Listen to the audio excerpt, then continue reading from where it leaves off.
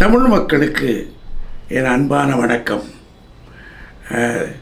தம்பி ராஜாவை பற்றி ஒரு தவறான செய்தி நம்முடைய ஊடகங்களில் போய்க்கொண்டிருப்பதை நான் காண்கிறேன், கேட்கிறேன். யாரோ ஒரு தாய் அறிந்தோ அறியாமலோ அவரை பற்றி ஒரு தவறான கணிப்பிலே இந்த செய்தியை வெளியிட்டிருக்கிறார்கள். அவர்களுக்கு ஒன்று சொல்லிக் கொள்கிறேன். ராஜா என்னுடைய பண்ணையிலே 45 ஆண்டுகளுக்கு மேலே இருக்கிறார். அவர் எப்படிப்பட்டவர் என்பது எனக்கு நன்றாகவே தெரியும். என்னுடைய பிள்ளை அது. சாதிகள் இல்லையடி பாப்பா என்ற பாரதியின் சந்தத்தை அவருடைய சிந்தையில் ஏற்றுக்கொண்டவர்.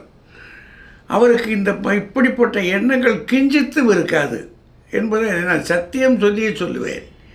ஆனால் அப்படிப்பட்ட மனிதரை ஏதோ ஒரு தவறான கணிப்பிலே, அது ஏன் அப்படி கணிப்பு ஏற்பட்டது என்பது எனக்கு தெரியவில்லை.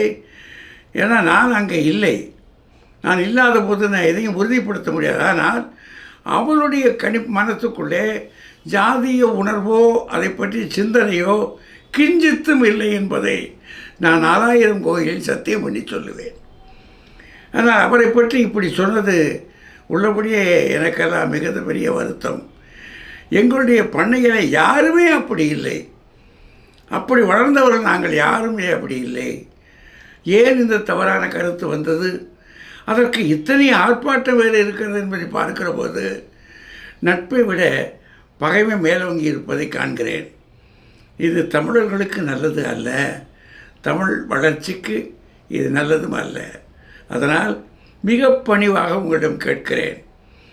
எதுவாக இருந்தாலும் அவரிடம் நேரே கேட்டிருக்கலாம், அவரை திருத்தி இருக்கலாம்.